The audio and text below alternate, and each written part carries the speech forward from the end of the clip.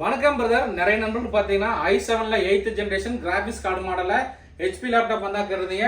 So இன்னைக்கு நம்ம அந்த மாதிரி லேப்டாப் தான் பார்க்க போறோம். ஸோ HPல பார்த்தீங்கன்னா HP ProBook மாடலுங்க.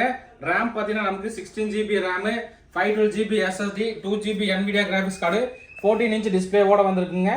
C-Type USB-யோட வந்திருக்கு. மொத்தமே 4 குவான்டிட்டி தான் வந்திருக்கு. இந்த லேப்டாப்போட பிரைஸ் நம்ம தரது பார்த்தீங்கன்னா 26,500 ரூபாய்க்கு தரணும்பா.